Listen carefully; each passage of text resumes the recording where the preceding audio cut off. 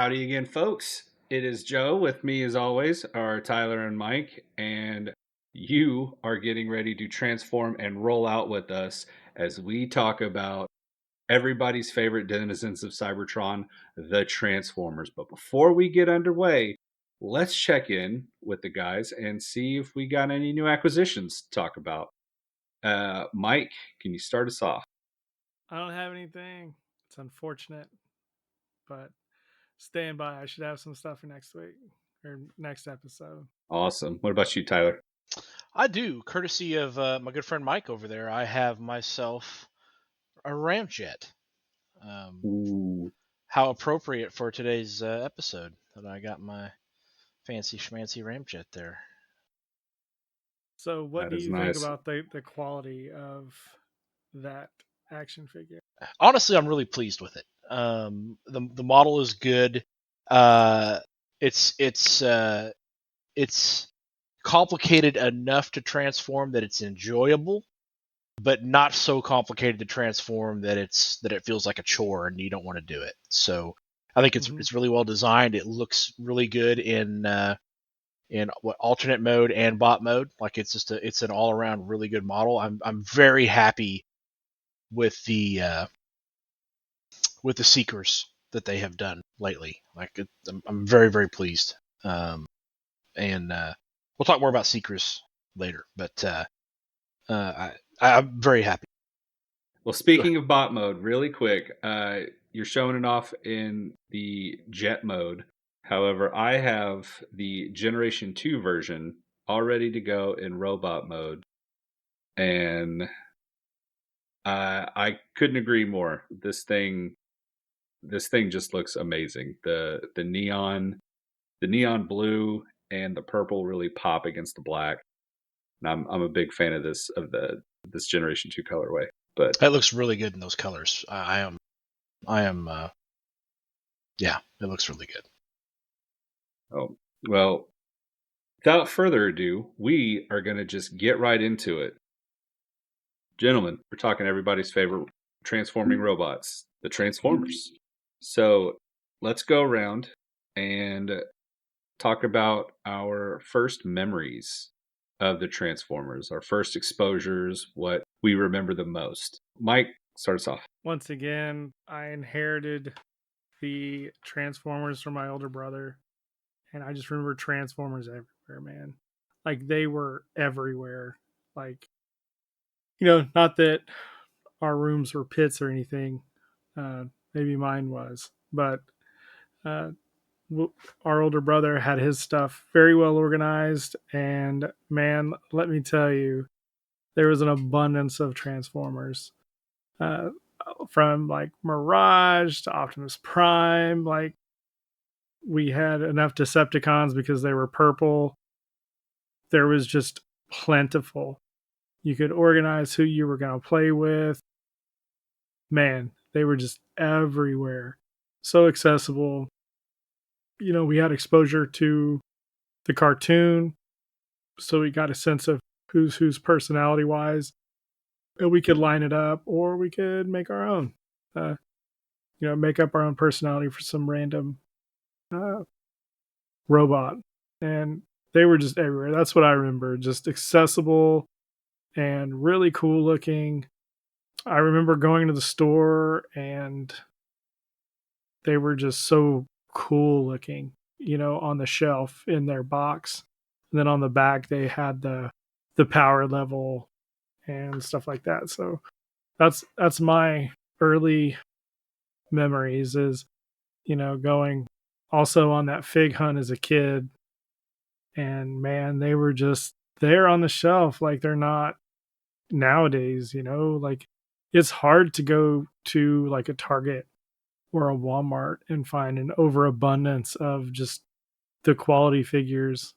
They might have some for the movie, and I'm not saying that the movie's not quality. I'm just saying that the figures, they, they're designed for kids, and you know what? That's okay. But Yeah. there's just not a lot of variations of characters.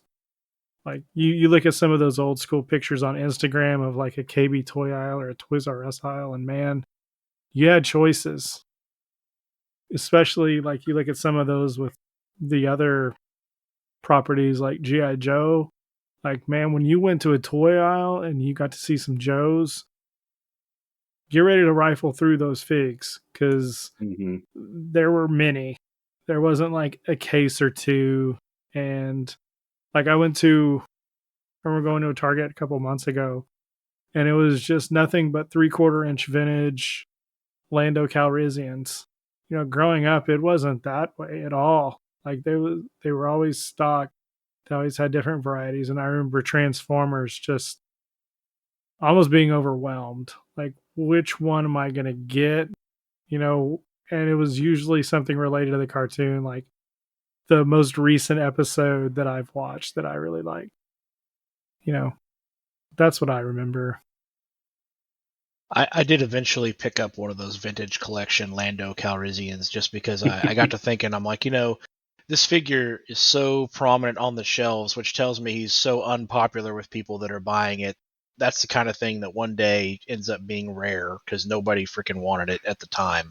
Yeah, Everybody just Yeah. assumed everybody else the bought it. Magic the Gathering person in you too. It could You be. know, knowing that it's overprinted, printed into oblivion. It's invaluable. And then next thing you know, 3 or 4 years, it's out of print run, and everyone's like, "Man, We need more.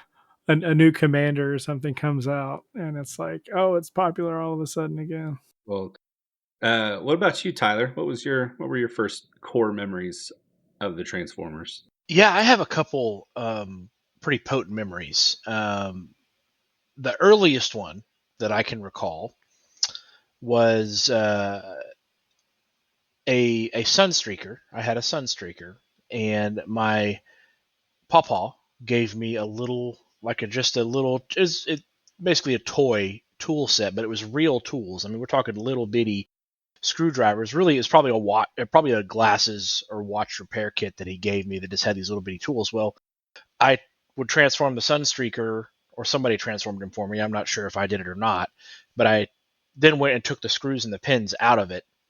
So I took it all the way down to component parts and asked my pawpaw to put it back together for me. And of course, he was like, pawpaw could fix anything, but he couldn't he couldn't fix that. So, I remember being really sad that I had taken this apart and it couldn't be put back together. And I also remember um, some commentary from the parents about, well, we're not going to get you any more of those because obviously you can take them all the way apart and that's no good. Back in I was, early, very, very early 80s, baby. Back then, we had toys with small parts that you could choke on, and nobody was worried about me choking on it. They were just like, we're not going to pay for this and then have you take it apart and not be able to use it. The second memory for me is having a power glide. So I did eventually get some more Transformers. And my grandparents in small town in Oklahoma called Ada, they had a clothing store. Actually, had two clothing stores in downtown Ada. And I remember sitting in the back office of their clothing store with my power glide, just playing with him, flying him around. And he was great because he would fit in my pocket. Even as a kid, I could put power glide in my pocket. He was very easy to transform. And a super cool, just an airplane, cool transformer. And to this day, one of my favorite transformers is Power Glide. So remember that very fondly. And then probably the most indelible memory for me, and it's one of those that's very profound, and I think it probably is the case for a lot of Transformers fans of our generation. But right up there with Luke, I am your father, is seeing Optimus Prime die in the animated movie. Absolutely couldn't have been more shocked, could not have been more heartbroken. Like, that was one of my first memories of ever, like, seeing, like, I really felt like I just watched one of my heroes die. I mean, I realize it's an animated cartoon, but I just watched one of my heroes die right in front of me, and I just could not process that. I couldn't believe it. It hurt me to the core. I guarantee you I cried. Just very upsetting to me. And like I said, set action figures slash toys aside. one of the most impactful, like to this day, cinematic scenes for me in my life. And I look back now, and I'm certainly not glad that it happened, but I will say that I appreciate that the creators and the makers of that movie had the guts to go do something that extreme in a format like that, because certainly not going to see anybody doing that today. So anyway, that for me is probably the most vivid memory, is seeing that happen and just not being able to believe that this can't be, it can't be. And I kept thinking he's coming back, and then he turns gray, and you realize, like, no, he's dead. He's not coming back. Yeah, so for me, that's I'm not ever going to forget that. Yeah, That's good they stuff. actually did bring him back. They brought him back as a zombie, gave him a hate plague, and then they killed him again. So they just had it out for him, and it's hard being Optimus Prime. But that's why we love him, because if it were easy and everybody could do it, then it wouldn't mean as much. Yep. But my first memories were back in ye olden days. We had these little things called VHS tapes, and our oldest brother would he had two. There were two tapes. There was one tape that the first tape had, like, on the little side where you could label it. He had actually sketched out an Optimus Prime like profile, and that was tape one, and that had like the first part, I think, of season one. And the second tape had the little label, and he actually asked me, like, hey, which, who should I draw on this? And even though I was a jazz guy, even though I was a sideswipe guy, for some reason, I guess I must have just watched an episode where Prowl featured heavily. I was like, Prowl. And he was like, okay. And so he sketched out a little like a profile of Prowl on the little label. And I just remember watching the dog stuffing out of those. My favorite episodes were the 3-part, uh, the first 3 episodes. It was a 3-parter where they leave Cybertron and they come to Earth. The next was the SOS Dinobots, where Wheeljack and Ratchet, with Hound's help and Spike, create the Dinobots. Wackiness and hilarity ensue from that. The Master Builders episode was really good, where Grapple and Hoist actually strike up a bargain with the Constructicons to build a solar energy tower. This was before climate change was a thing, and so the Autobots were doing it before it was cool. And everything totally goes well, and absolutely no one gets deceived and double crossed by working with the Decepticons. And next was the Autobot run, where the Autobots run a race for charity, and the Constructicons build a device and zaps all of the Autobots while they're in their car mode and they can't transform. And so it's kind of like shooting Cybertronian fish in a barrel. Which that was a terrifying episode, but it was also kind of fun. But my favorite episode of all time is the Golden Lagoon, and Oh, such a good episode. I'm not gonna regale you with the plot. Just know it is a concentrated microcosm of everything that the Transformers are, as a brand, as just story, as And in characters. It particular, the is, Autobots and the Decepticons as, their entities and yes. what each one of them represent. So if you're just getting into Transformers, you don't know much about Transformers, the Golden Lagoon, you can find it on Tubi for free. The Golden Lagoon is the central thesis episode of the entire Transformers. Yeah. So It's almost like a mission statement, where if they ever got lost and lost their way writing wise, they could go back to that episode and watch it and be like, okay, this is our North Star. We need to get back to doing this. And agreed. it'll fix your And, problems. and also, for those of you who have seen it, when I say that Beachcomber is a confirmed canon Disney princess, you'll know what I'm talking about. Yes. So Let's move right on in.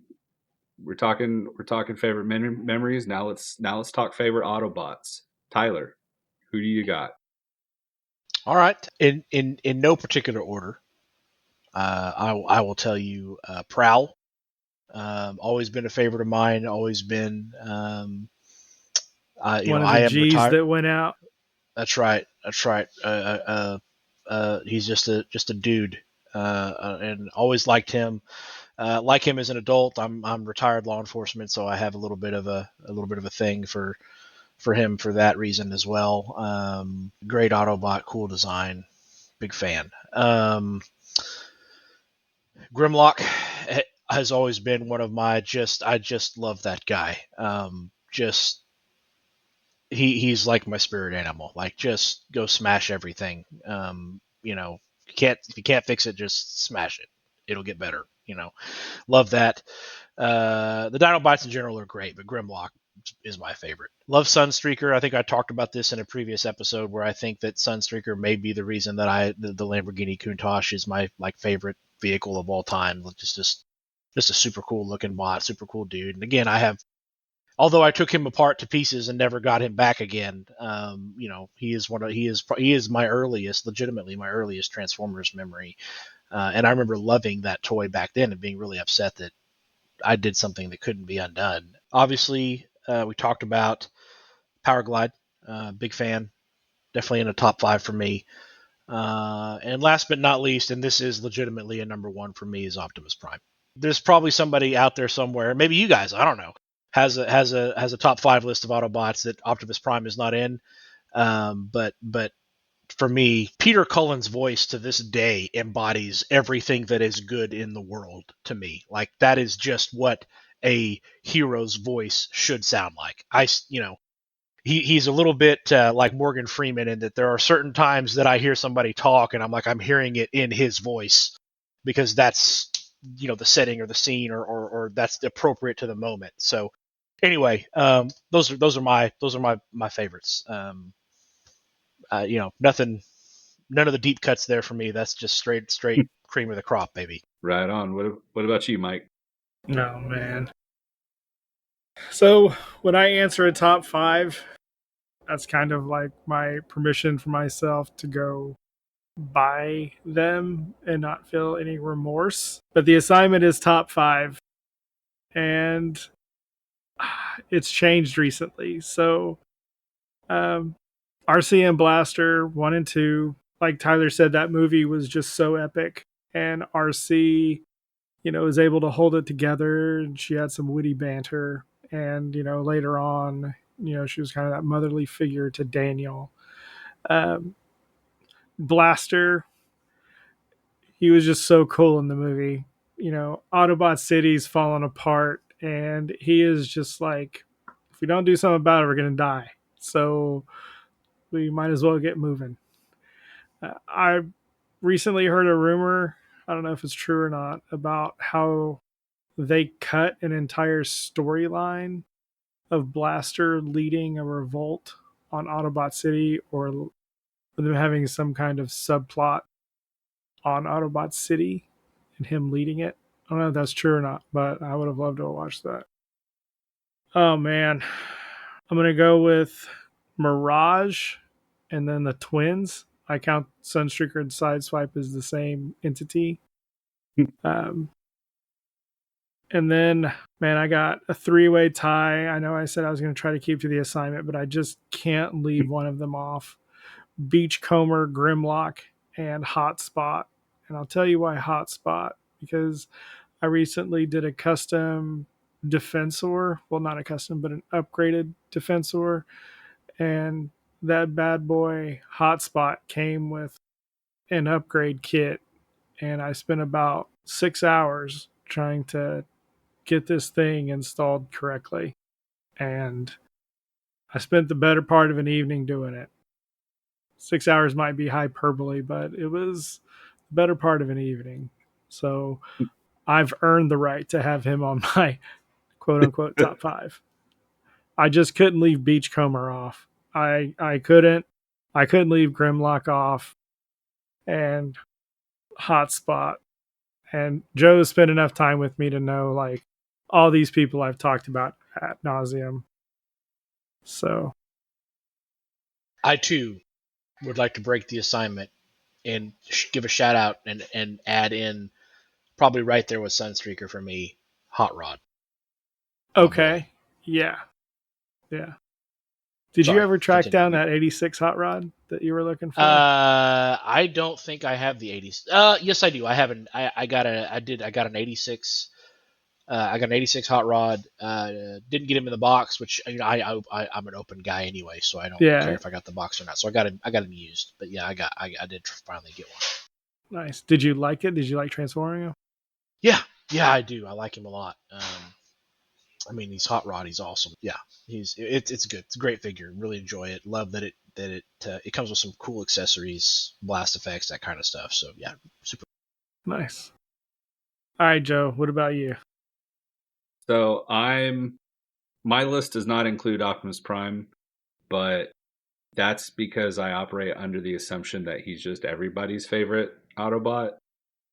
And it's one of those things where there's so many Autobots that I love that I've Yeah, gotta like it just everybody understand like everybody gets like he's kind of the free space Autobot on the Autobot bingo. Yeah, So and yeah. I mean same thing with Megatron and the Decepticons. Like I didn't put him on the Also, list these are because just characters we know Tyler's going to cover.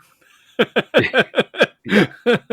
So my list, Beachcomber, just the again the Golden Lagoon just absolutely informs that decision. Plus, I didn't have the Generation One version growing up. I had the Generation Two that was like a metallic green, and it looked really cool.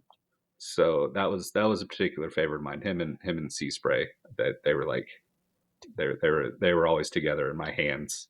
So, but yeah, Beachcomber, Hound. I love Hound, especially those whenever he appears in the first three episodes. It Yeah, was just so just fun, seems so chill.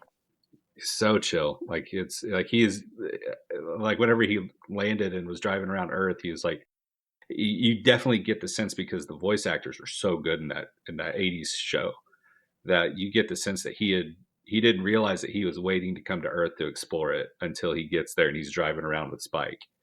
Um, Inferno, he was big. He had like he sounded like all of the relatives I had because he had like a really like pretty thick Southern accent.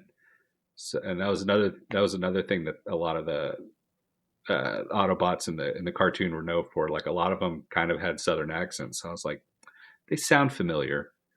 Yeah, But yeah, that's he's true. he's big fire truck, just a good dude, and also his toy is so it's it's as far as it's as close to like animation accurate as you could possibly get. Um, but yeah, I loved Inferno. Number two on my list is Sideswipe. Um, he's just whenever I think of what the prototypical Autobot looks like in my head, I think of the Sideswipe mold.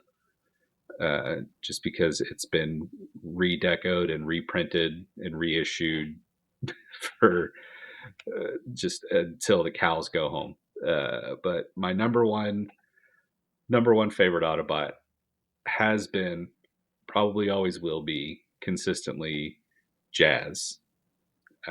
Scatman Crothers was just an absolute revelation as far as voicing that character, and the fact that they had the awareness enough to actually get somebody who was a real musician who could actually sing and do all of like the music parts for the Autobot who was so enamored with Earth music culture was just an absolute stroke of genius. Um, but yeah, those are my five. Nice. interesting. Good picks. So Good that picks. Golden Lagoon pack that I have with Sea Spray and Beachcomber and Perceptor, when are you going to get that, dog? I'm not. I'm not. I'm good. I I already have the Beachcomber and the Sea Spray in that mold, And the Yeah. 86 Perceptor is all the Perceptor I'll ever need.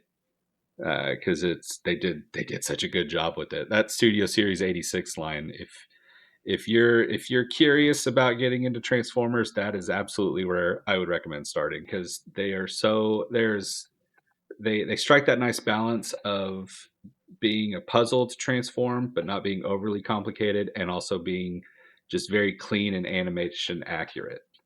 And Yeah. that's one of my benchmarks for whenever I'm trying to judge a Transformers figure. That's good. That's good. I'm gonna do a little hot take here, boys. Blaster and Soundwave I can live with. Perceptor, an Autobot that transforms into a microscope.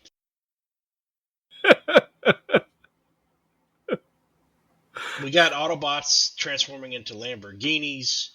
We've got Autobots transforming into semi trucks, fire trucks, Airplanes. Jeeps, airplanes. We got Decepticons transforming into jets and space shuttles and a microscope. It's a hard no for me. It takes all kinds, man.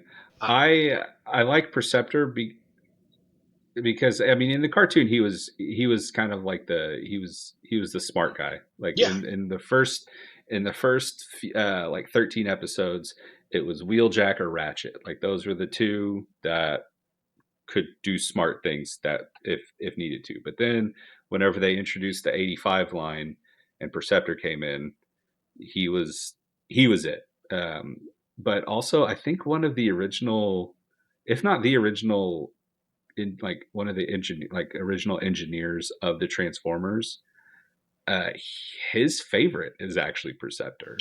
So I think that's why he was probably favored more prominently in the cartoon. But and I know in the IDW comic books they kind of tried to they made him they made him a member of the Wreckers. Yeah.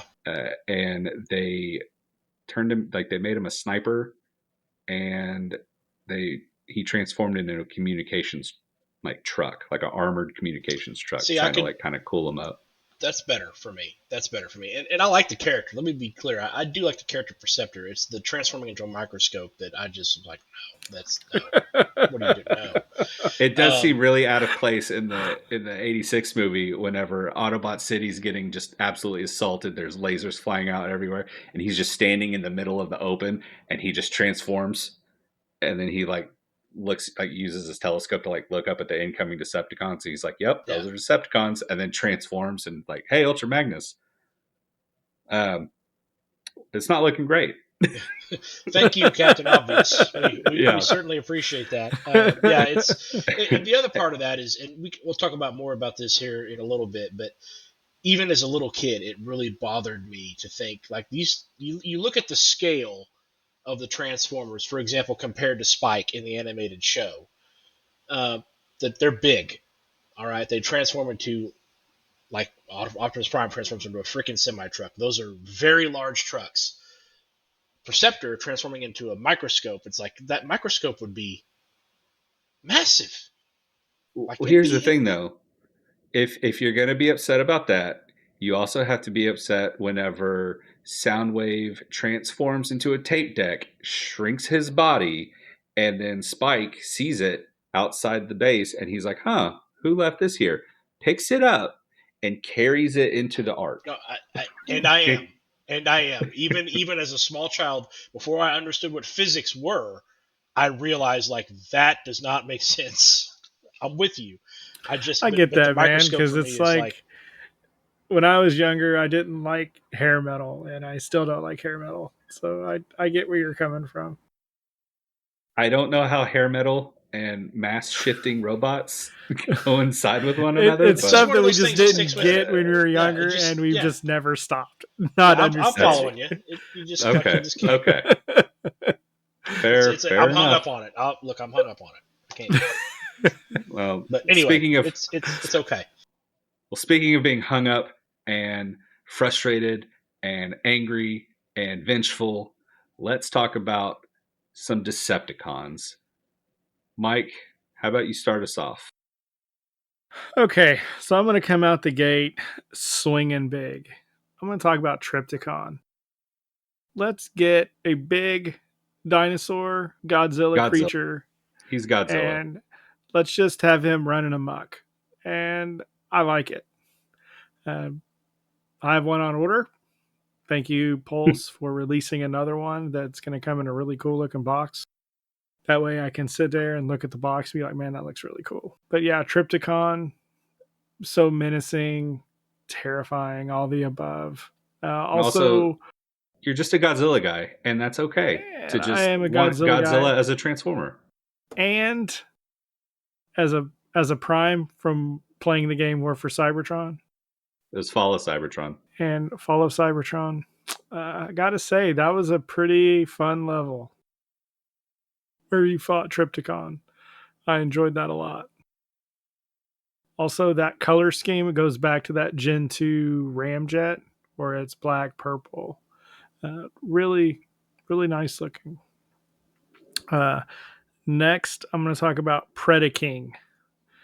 And man, that's like the equivalent of the Dinobots in the Combiner Wars. Like they're just primal. They're here to just wreck stuff and punch stuff in the face. And I remember with those Transformers cards, I was reading about Dive Bomb being a direct counter for Swoop. And I like Swoop. So I was like, man, that's really cool looking. Uh, Also, Swindle is there. I've used him in my Transformers RPG, and he's an interesting character because he's part of a combiner, so he should have that loyalty right to that combiner. But man, he's always doing some smooth deal for himself and not the benefit of the Decepticons. And it was explained why, and I think the episode name is Kita Vector Sigma, where it explains how Autobots get their personality. And Swindle has his own personality.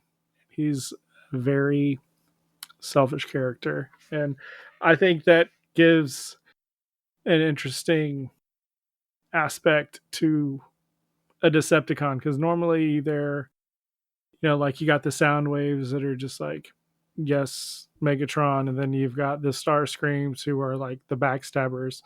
And then they kind of fall into that category, right? Of either being a good soldier to Megatron or just kind of biding their time. But Swindle, nah, he ain't waiting for nobody.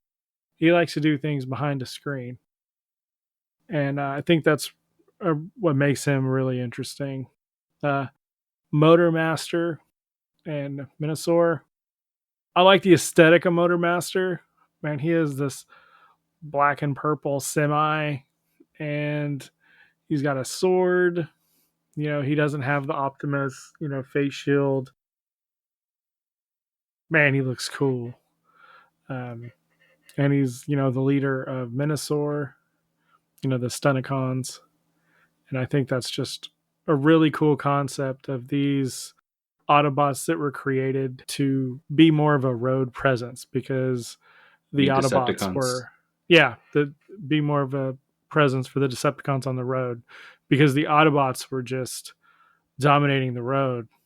So I thought that was ingenuity by need. Showed an aspect of Mega or of the Decepticons. Also, if I'm not mistaken, Megatron in that episode built them by his own hand, and I think that's something Mhm. that's very interesting by Megatron. That he was just like, I'm going to do this myself. You need to get away from me and just let me cook. So those are my villains. What about What do you you? What got? about you, Tyler? Yeah, listen, straight up, for me, the Seekers. Like, let's start with the Seekers. And I'm gonna Hell put them in yeah. two. I'm gonna use. I'm not gonna do all the Seekers as one. I'm gonna do the original three, Starscream, Skywarp, Thundercracker, as one, and then as two as another choice. I'll take the Conehead, so I'll take Dirge, Thrust, and Ramjet. Big fan of jets. Always thought those guys were super cool. I love when those, for me, I mean, again, this is a great example. When these are done correctly in toy form, they are, for me personally, the most enjoyable Transformers to transform and look at. They only barely fall short of a really well done Optimus Prime in terms of sitting them out and displaying them and looking at them and appreciating them. So the Seekers for me are awesome. Love them. Starscream, ironically, is probably my least favorite of the Seekers because he's kind of a punk. I would love him a lot more if he was a more competent villain. I like my villains to be competent, but I love the Seekers. Love them. Can't they're definitely my favorite. I'm gonna go with Megatron. It's got to be on that list for me. A little bit of Perceptor syndrome with Megatron, by the way. I will tell you because he transforms into a gun, which At least you're consistent.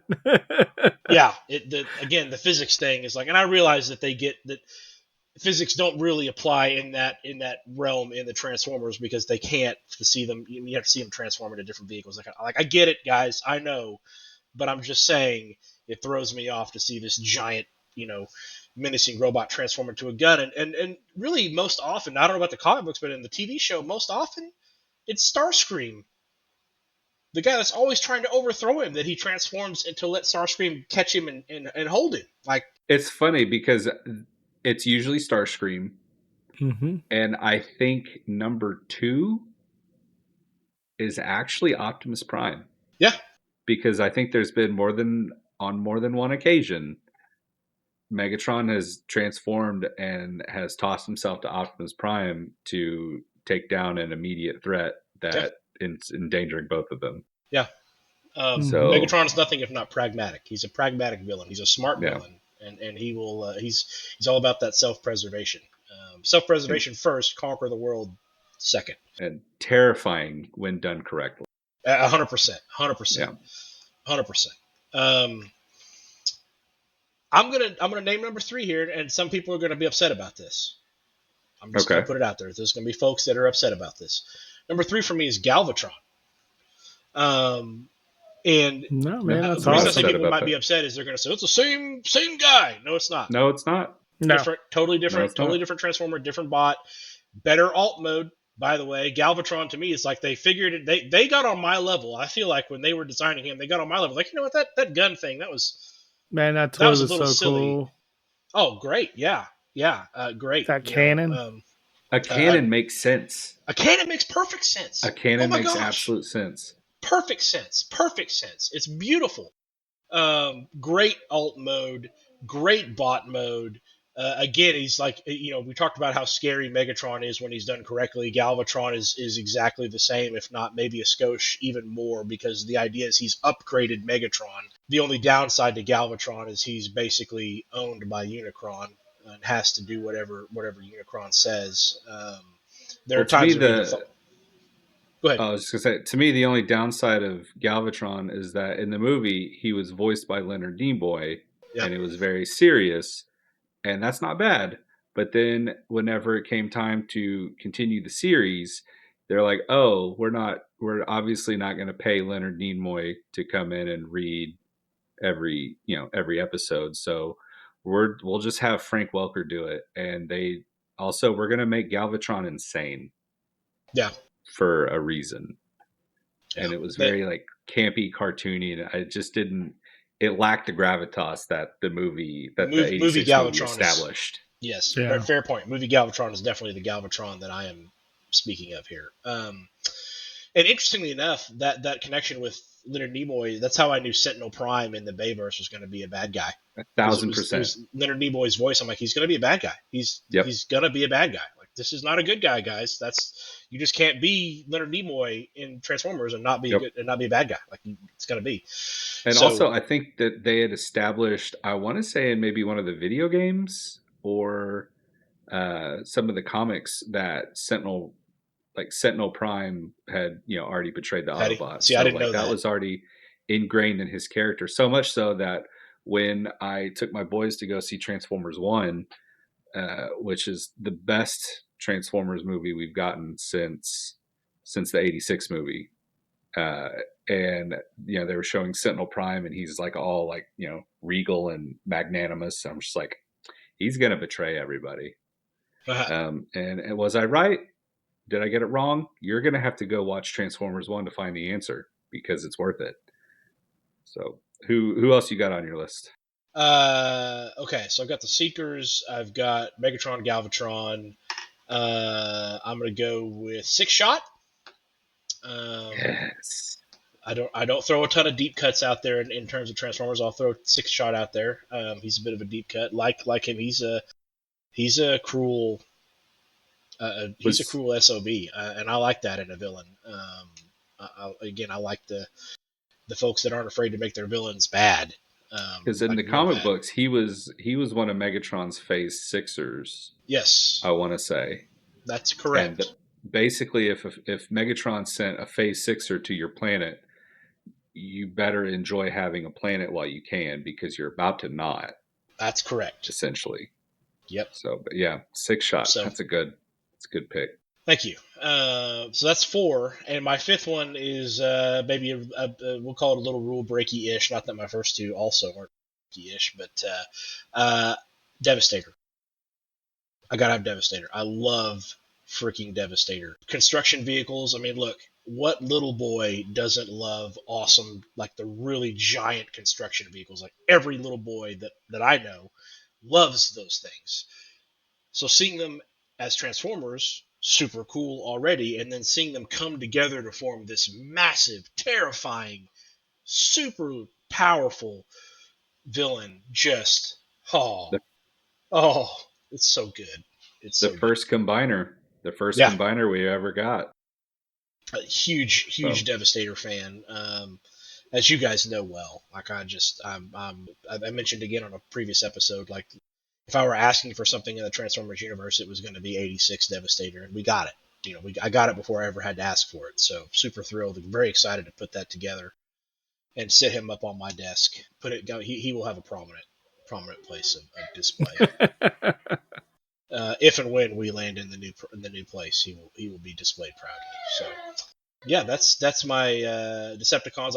I would close out that segment by adding one thing to the Autobots and Decepticon discussion, is that one of the things that in my world that makes Transformers unique is that I almost always favor the bad guys. You talk about Star Wars, I'm an Empire guy. GI Joe, not so much. I'm a little bit, I love the Cobra vehicles, but I love I'm a GI Joe on the GI Joe side. But you're gonna see me side with the villain as often as not. And I mentioned that to say this: like Transformers, the good guys are clearly the good guys. They're my favorites, but they have really good bad guys that I really like, and I think this universe did a wonderful job of giving you really good guys and really bad guys and doing them well, so they're not corny or stupid. Starscream's a little bit foolish, but that's but part of his charm, just like it, Cobra Commander. that's correct. That's correct. Yeah, You're like correct. Yeah. like That's Denny part of the. O'Neil wrote in his book, if you have a hero, you have to spend as much time on your villain. Yep. It has to be Yep. equal. And kudos on Transformers. They historically do a fantastic job of that. So anyway, that's it for me on the Decepticons. Before I get started, you mentioned Danny O'Neill, who actually was the one. I think he was the wasn't he the editor in chief of Marvel at the time when they were working with Sunbow and Hasbro on Hmm. the I Transformers think comic so. book, and he was the one who came up with the name Optimus Prime. Hmm. So yeah, and also shout out to Bob Budiansky, who wrote all of the file cards on all of the back of Yep. the Transformers action figures. He was the Larry Hama of the Transformers. I have his autograph. So Thank you, Mike. thank you, Mike. Uh, You're so welcome. my favorite Decepticons. Obviously, I'm leaving Megatron off just because he's everybody's favorite Decepticon. Shockwave was one of my fringe. He was on the fringe.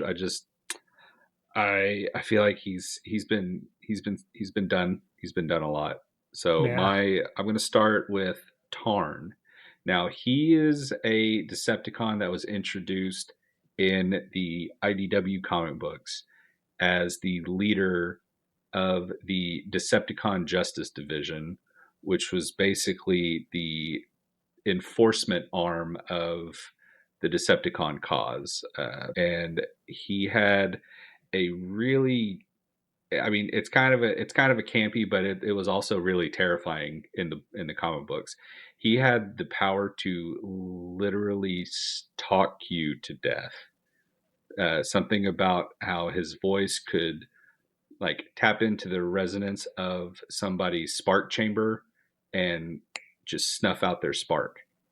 Uh, and yeah, he was absolutely terrifying. So much so that his face is actually he actually has a faceplate of the Decepticon logo is his face. And anytime you saw him in the comic books, it was bad. It was bad news. Next is Long Haul. Specifically, like I like Devastator, but Long Haul specifically, because he kind of struck me as the sad sack of the Decepticons, where in the episode the Master Builders, they're finally like building something, and all he's doing is just hauling materials around, and he's just constantly getting talked down to and told what to do by the other Decepticons or by the other Constructicons, and he's just like, man, I thought I was gonna get to build something. And it's always a tough day at the office for Long Haul. Swindle for all the reasons that Mike said. Also, just the fact that he was crazy enough to try to double deal against Galvatron, and somehow he was able to tell the tale. It's just he's just that slag stirrer, man. Stealing a stealing a family friendly term from the Transformers comic books. He's just gonna mix it up, and they come out at the end on top. Probably not. Swindle is one. Astro Train. Ooh, Astro that's a Train's good another one. one. That's a good one. I mean, as like triple changers go, he's kind of low key one of the most important Decepticons, because after in the '86 movie, whenever Optimus Prime turned the tide and it was time for the Decepticons to get out of Dodge, Wait a who did minute. they trust? What? Who was I think I got my wires crossed. Who was the Transformer that Cup punked at the beginning? Blitzwing. Blitzwing. Okay. And that led me to this question. Why wasn't Cup in your top 5? He normally is, like he has been for a while, but Ever since honestly, I've like, known you, and I've known you all your life. yeah, well, that's one of those things. Like the Beachcomber spot, it's kind of it kind of ebbs and flows. I honestly almost put Blue Streak in there. Wow. There's a few on the periphery that I was just like, Man. yeah, Cup was but always your dude, man. Cup, and I still love Cup. I loved him in the movies. I really liked him in the comic books. Like he is consistent. He is the one character that it doesn't matter which writer gets a hold of him. Oh man. It is consistent, and I appreciates that. But You guys I'm mentioned so something. I want to throw a. Go ahead, Mike. I always so thought that was confused. your number 2. I always thought Cup was your number 2, like Jazz and then Cup for Joseph, like No, guaranteed.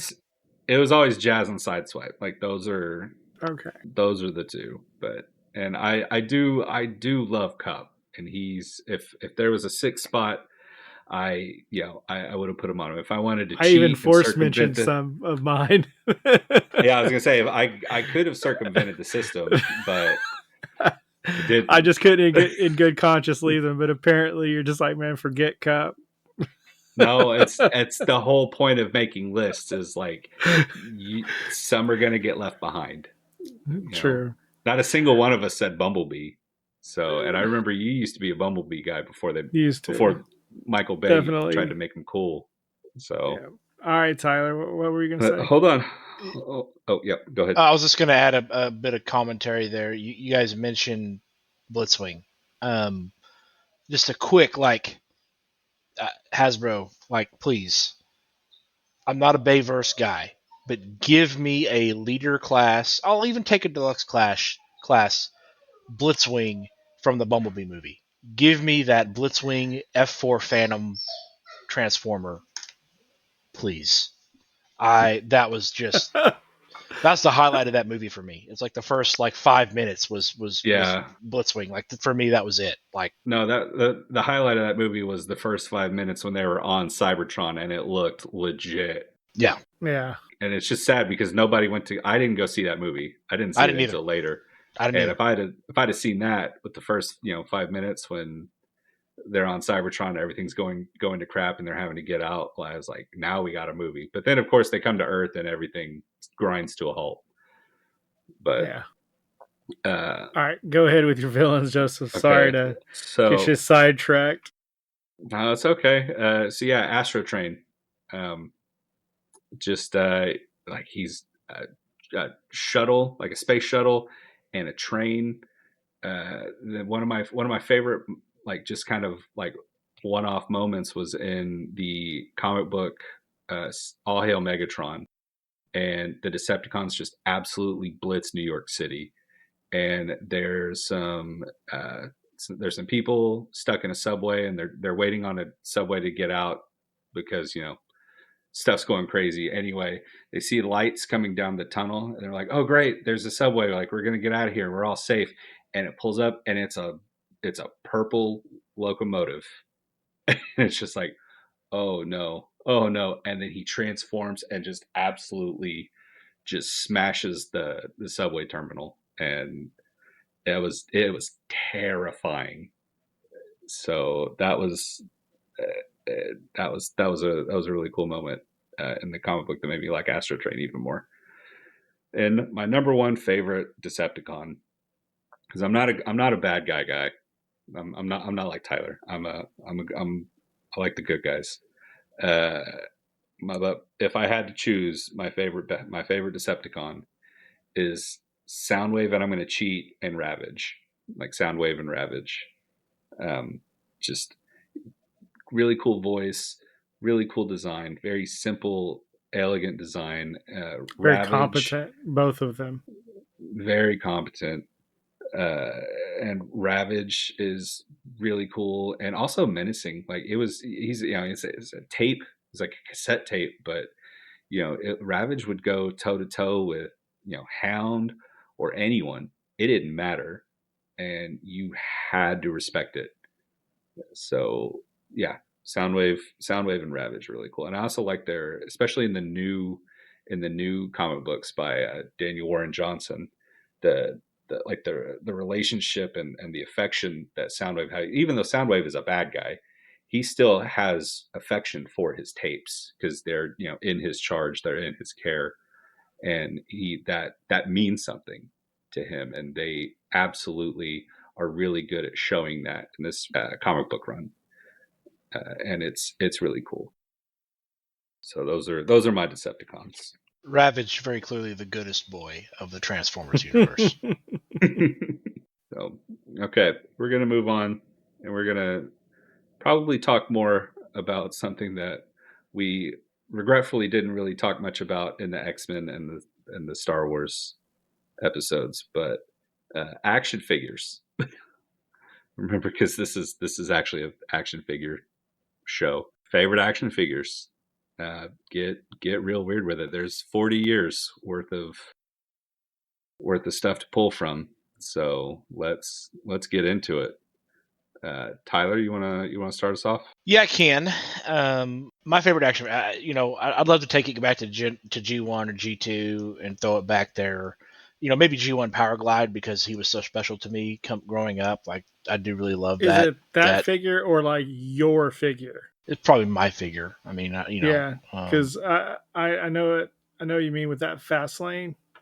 Like yeah, fast lane from G1 would be cool, but like the fast lane I had at my grandma's house that I That had you still have.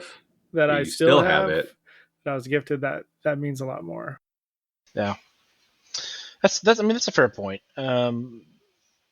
Honestly, let's start out with like the '86 Starscream and that mold of the Seekers. So Skywarp and Thundercracker as well, which were actually the Earth. Those are the Earthrise. So Earthrise Skywarp and Thundercracker with 86 Starscream. Those are the same mold, and that's the original Seekers. And that mold is just done very well. It is rewarding to transform. It looks beautiful in bot mode and alt mode.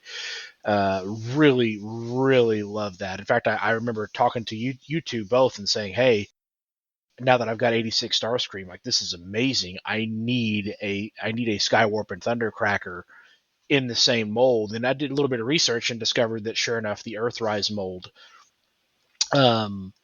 is the same mold for that. Shout out to the Transformers Reddit page, which is actually how I was able to track down what series I needed to get. So big fan of those. Absolutely gorgeous, beautiful models.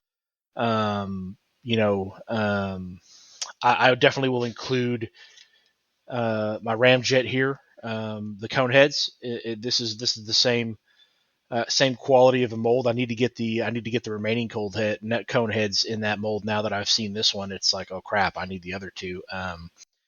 I need Cyclone and Dirge because that's a really good mold too. So great job on those.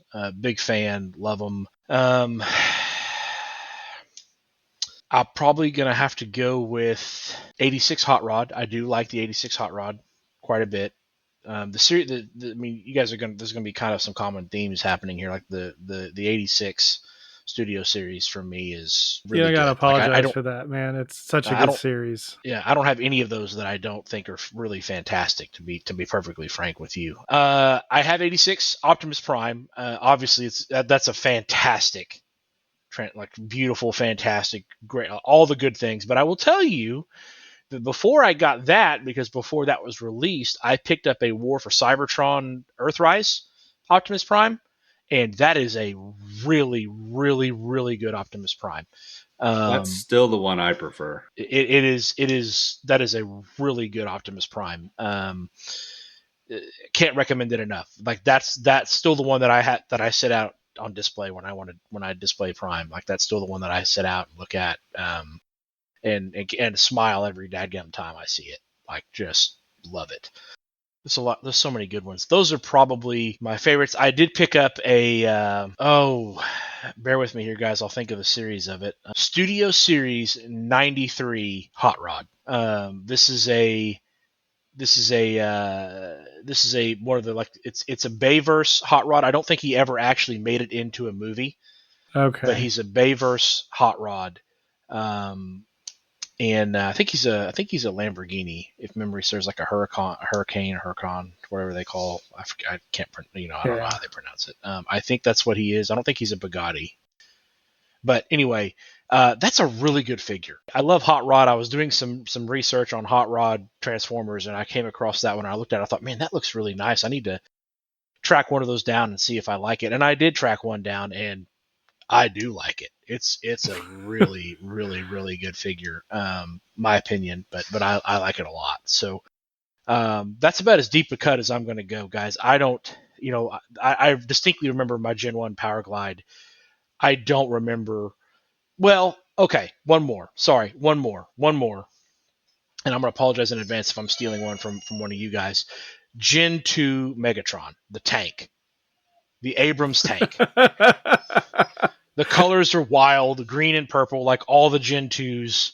Um, uh, they made him a tank, which to me makes infinitely more sense than a gun. Oh man. Yeah, you Um, know how much I like the Gen 2 that's tank him. version.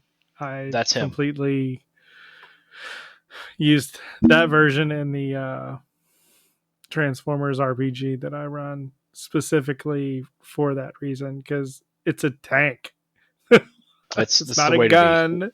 Yep. Well, also fun fact in the comic books uh, so when they brought Megatron back, he was brought back as a tank by none other than Cobra in the pages of GI Joe, where that was the prequel to the launch of the standalone Generation 2 Transformers comic books, where there's like a few issues of GI Joe that introduced Cobra remanufacturing Megatron as a tank, and then But after how that, cool would it be to have a silver and black tank? I mean, it'd be cool, Oh but man, that'd be cool. I'm pretty partial to the green and purple myself, but I get that. I get that. because that was the one I had as a kid growing up. Yeah. It's I it's get, a yeah, I get you. that's a great one. So Yep. anyway, that's all. I'll end my list there, guys. Those are my top figures. All right, Mike. What about you? I know as the older guy on this podcast, folks are probably thinking like I'm just going to talk about nothing but G1 original releases, and I'm not. No. My As fun favorite fact, right now. because you don't really care much for the original molds. I got the new molds, man. Like Technology's come a long way, and it's hard to deny. Like they're good. Those engineering sorcerers over at Takara Tomy are absolutely just knocking it and out of the park. I'm a Minton box guy, and trying to find some of those in Minton box, those G1 are you're either going to pay an arm and a leg, and I'm not saying you shouldn't. I'm not saying make it cheap for everyone. No, like those people have had that sitting on their shelf. They deserve that premium price. Don't get me wrong, but it's hard to keep the packaging looking good for that long. So that's why I don't think I've ever dipped into that Transformer G1 Minton box world. But I really do like the new molds. Right now, I geek out all the time, and I look at it right now over my custom Defensor. And that thing, man, it just looks so cool. When I pick it up, it's got some heft. And like the Combiner Wars line, their feet leave a lot to be desired, but part of the kit is it's got this like deluxe foot upgrades. And I know the 86 line has been mentioned a lot, but man, that 86 RC, that thing is just really cool. Looks good. Packaging is nice. And it's got cover artwork that looks really cool on it. Like, man, it's just a good figure. One that got me off guard, how much I liked it. I'll say this character is in my top 10 now, just because I've recently rewatched the cartoon. Is Trailbreaker. They're from the Combiner Wars line. It's not as bulky as like the regular Trailbreaker, but like it just pops. It's got the black, red, and then the blue visor. I like it because he doesn't have a hand on one arm. And I know that might be his regular looking figure, but it really stands out. It's really a leaner figure, and I look forward to completing it, the Combiner, which let me just say I'm really not, because I like the Trailbreaker that much. It means I'm going to have to buy another loose Trailbreaker to look at it. So that means I'm going to have to probably get another Minton box Trailbreaker from the Combiner Wars. I really No like idea how I'm going to hang Trailbreaker it too. up. And he's in my top 10. See, I left him off my list. My top 5, quote unquote. Your top 5 that wound up being a top 10. Yeah, because man, I just couldn't leave stuff off with good conscience, like you heartless self did with Cup. Listen, Cup would Heartless, understand. heartless. He would.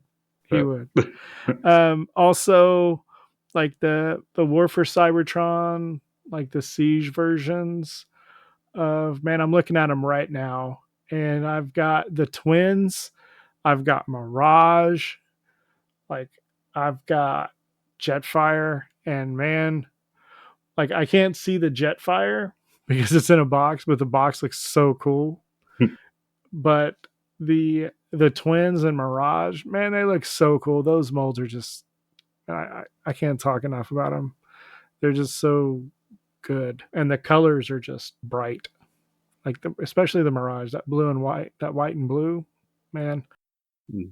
That's where a lot of my tastes lie now, is in that color scheme of white and blue. But man, there's so many cool figs out there. Like I'm looking at my collection right now, and it's just Ultra Magnus from War for Cybertron. I think it might be Kingdom. I've got an Ultra Magnus, 86 Ratchet. Left him off my top 5 because he's in my top 10.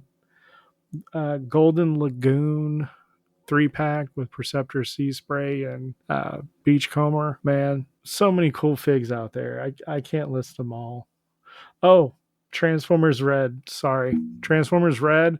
There's this Megatron. It's the only Megatron I have, and it's like a picture of him being scanned by Unicron. Man, I love that Transformers Red line. I also got the Thundercracker from the Transformers Red line. I know Tyler's probably like, that's dumb. They're Transformers. Why don't they transform? But it's nice to see it, and it's like looks really cool in robot form. Yeah, I don't think it's dumb. It's not for me, but I don't think it's dumb. Like I get it. I can't give you any business about it because I really got into the little blockies, little figures that are kind of like it's like a miniature version of like a building a Gundam, and I got really into those. Those are a lot of fun. So, but yeah, us Transformers fans, we're eating well. We're feasting. Man, they make some really good. They make some really good figures. Yeah, it's an absolute embarrassment of riches. Did you have anyone else? 86 Blaster, like the 86 Dinobots. Just basically all the ones you have that you're looking at right now. Oh man, I'm looking at the box of that War for Cybertron Omega Supreme. Man, once a month I have to make a will save on myself to not open it. And that's coming from like the most Minton box guy I know. Just because I have a mod kit that I'm waiting on it to be released or me eventually to just buy another one. And it's tempting every time I see it. Man, it's so cool. Yeah, that's all I got. I better let it go. Okay. I'm gonna blitz through mine real quick. So my favorite figure, like I said, I had the metallic green Generation 2 Beachcomber that I'm okay with losing and never seeing again. It took a while to get through it, but I'm on the other side of the grieving process. And then they released this Beachcomber in deluxe class, and it's absolutely perfect. And I was fortunate enough to be able to pick it up. Isn't that the version that comes with the bird? Yes, although my children lost the bird. But I still have his blaster. So I'm not surprised. Yeah, it's Goreen. But so this has me hopeful for one that I'll get a wind charger at some point. And I'll be able to finish out my OG Autobots, my OG 13. But also that this gets re-released and recolored in Generation 2 green. Because you're Generation 2 Joe. Because I'm Generation 2 Joe. And then this blue streak is actually from the Transformers Generations line. And I had actually fallen out of collecting during this time when these came out, but our brother Will got one, and like he's like, hey, come check this out. And I saw it and I transformed it and I was like, this looks perfect. Yeah. This looks absolutely perfect. So I wound up breaking down and getting one. It's missing the doors. But this thing, I've had it through I don't know how many moves and how many whatevers, but so it's a miracle I've got this much left of it. And that informed my kind of recent kind of blue streak renaissance, because this is the Earthrise version. I have had to keep myself from buying that multiple times. Like you? Yeah, yeah. Tyler makes will saves, huh? On the occasion. It's easier when it's not in person. Let's put it that way. Hopefully for everybody else, this Walgreens exclusive, which is the bane of my existence. That's not a hot take. That's a fact. Ratchet Walgreens exclusive drives me crazy. So hopefully this will get hopefully this will get a reissue, but if it doesn't, I have mine, so I'm okay with it. And then moving on into my top three. So in the 90s, there was a computer, like there was a commercial for the Generation 2 Redeco reissues that, and the commercial featured Jazz, Sideswipe, and Inferno. And those, like, I had all of them because I was of that age. It was kind of like a perfect storm. And since then, Inferno, Sideswipe, and Jazz were always like, anytime I see one out in the wild, I get them. So this is my Transformers universe Inferno, Oh, that looks good. and it's got like the little glass part, or like the little part where if you put it up to a light, the lights actually look like they're shining blue. So there he is. And he's got like the little, it's not quite Megatron, but it's Megatron adjacent little arm cannon for the water. And then this is the Earthrise uh, Inferno, which is just, it's absolutely gorgeous. I actually have the Toy Hacks decal set for this one, but I want to get another Inferno and put it on. But so yeah, this I can transform this in my sleep now. Nice. Because the it's like the transformation is relatively unchanged. Like it's the same basic principle and concept as the original release from 1985. And so I don't have my original Inferno, but I wish I did. And so moving on, we've got Sideswipe, and this is the, I want to say this is the Kingdom that came in a 2-pack. That is more, it's the more animation accurate Lamborghini, and not the War for Cybertron Netflix series one. So, and then where there's Generation 1, I gotta maintain There's my Generation Generation 2 Two, cred. Joe. Yep. And this one does have the Toy Hacks decal set on. This is the one from the video from the short that I posted a while, but that we That's our posted a while most. back. I think that's our most popular video. Yeah. So, which I'm glad because I spent a lot of time on surgery for this guy.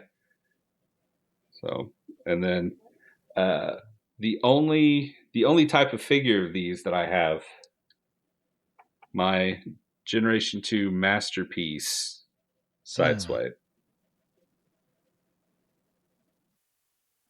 which is again is my only masterpiece figure. I got it for Father's Day. Was it last year?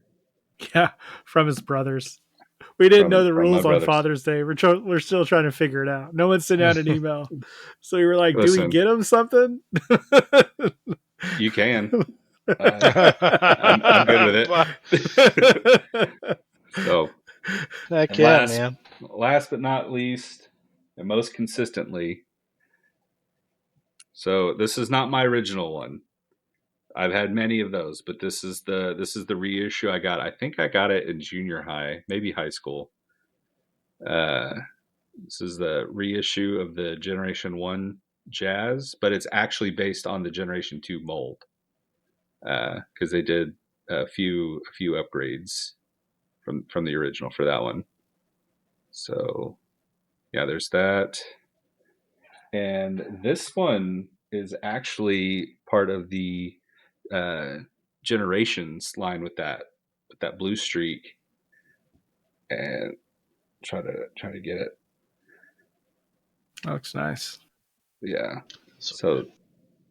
it was I think this was right around the time that the movies were starting to kind of come out, and I remember seeing this and I was just like, why didn't we get this? Like, why didn't they just make these the movie toys and keep that Lego Bionicle stuff in the Lego section where it belongs?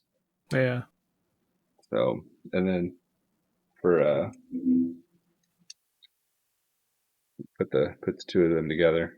It's again, he's still got the doors. And this one was pretty cool because it actually had like little speakers that pop out. I don't have this one. This one fell off. Just lost to the annals of time. And then the the top of the mountain, often imitated, never duplicated. This is the Studio Series 86, but with the Toy Hacks Generation 2 decals.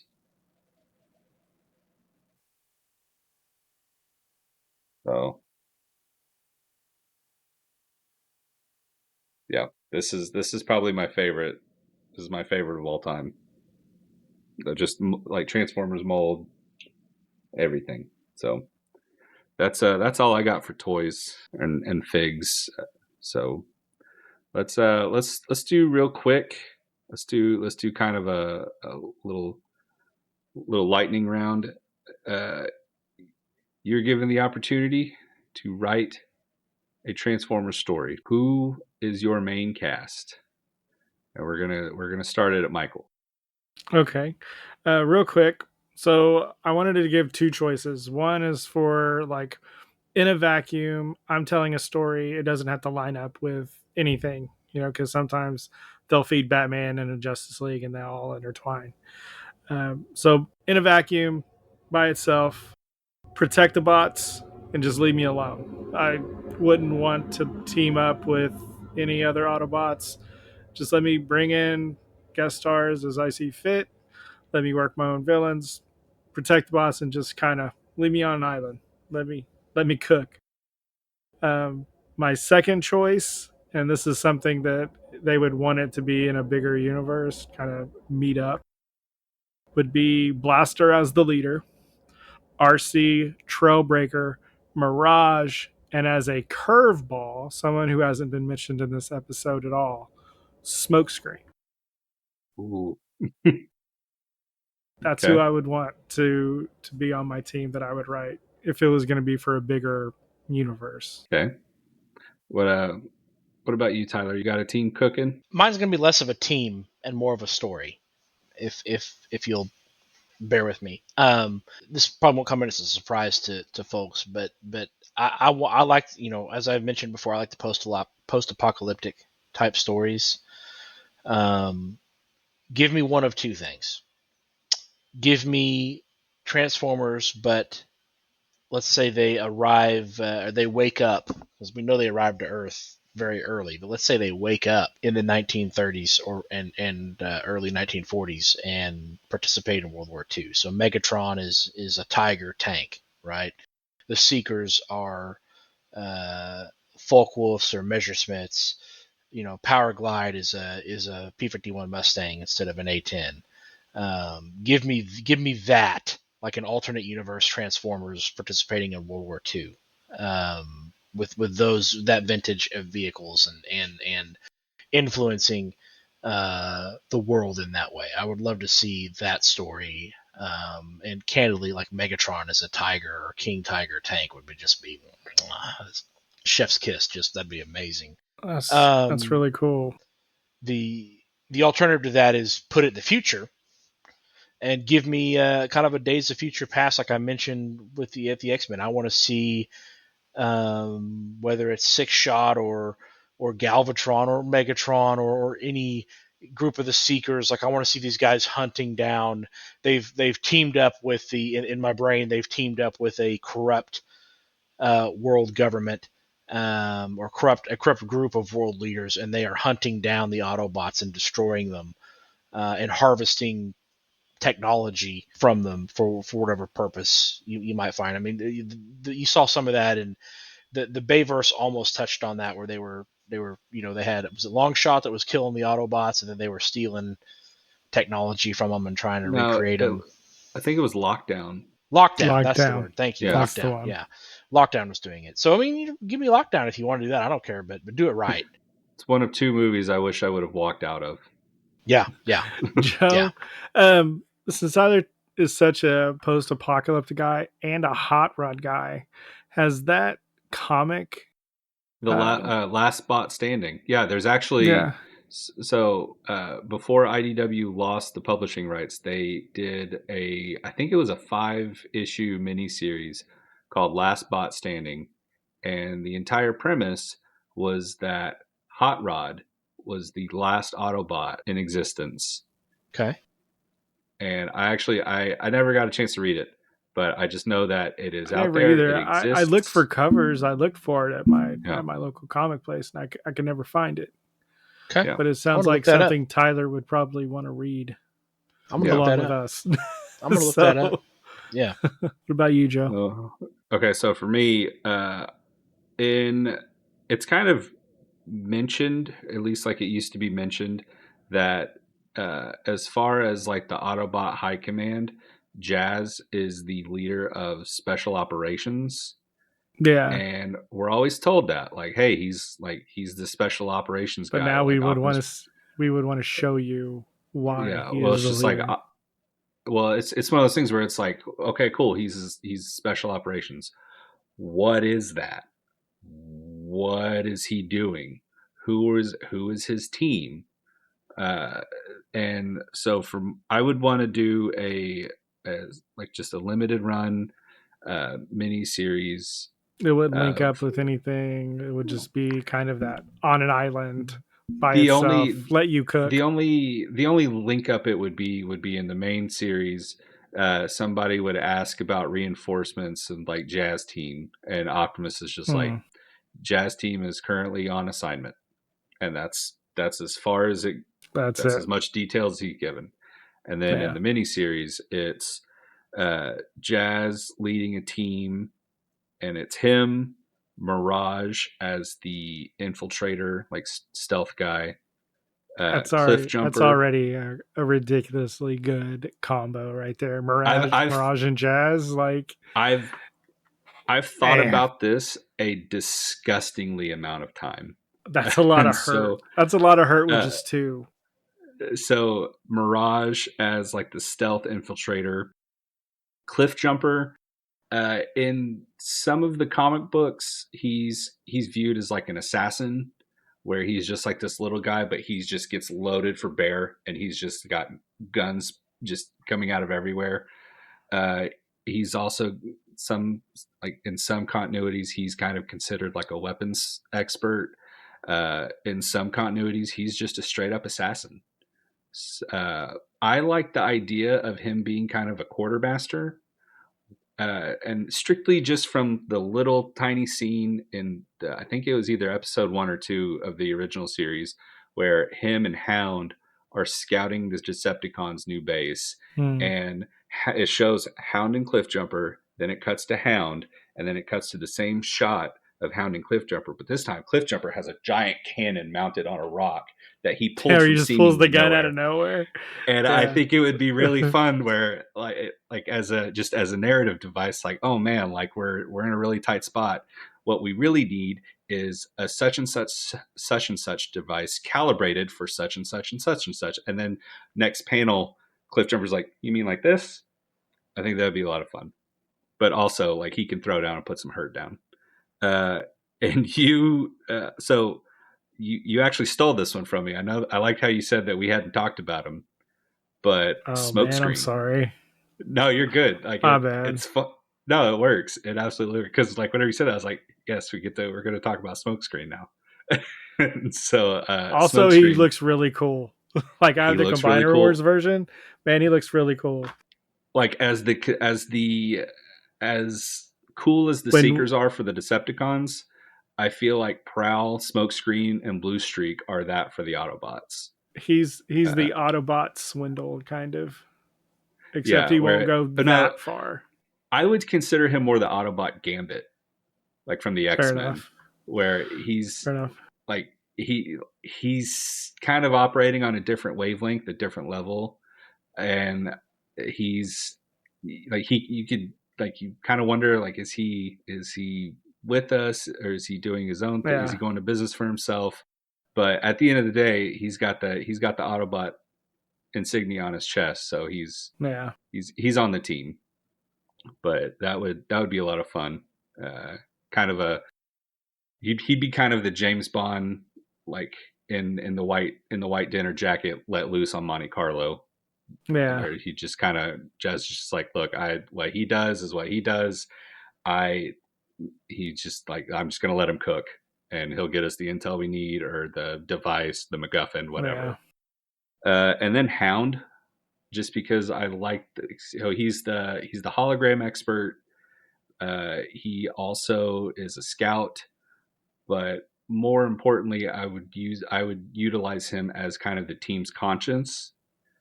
Yeah. Kind of as That's like a good kind of like that idea. night, like the we're going too Nightcrawler. far. Yeah, like, are we going too far? Like, what are we even doing this stuff for? Like, have we lost the plot?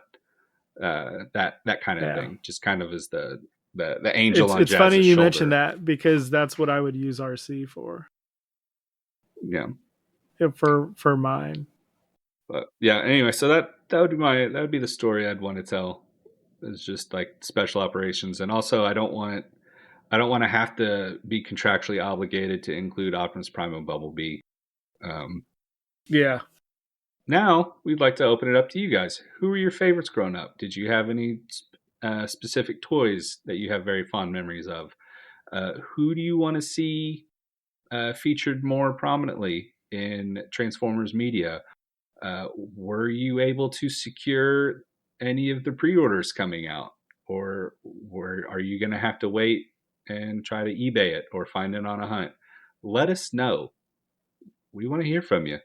We're all in this hobby together, and at the end of the day, it's Autobros before Deceptifoes. And on that note, we're gonna wrap it up. I've been Joe. With me, as always, have been Mike and Tyler. And you know what? It's time to roll for home, because you guys helped us figure it out. Take care.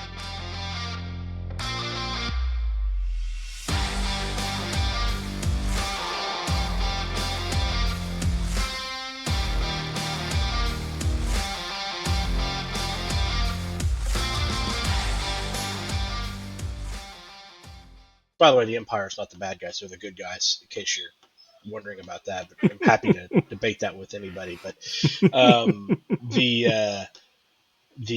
that's a hot take. Also, No, that's just a wrong.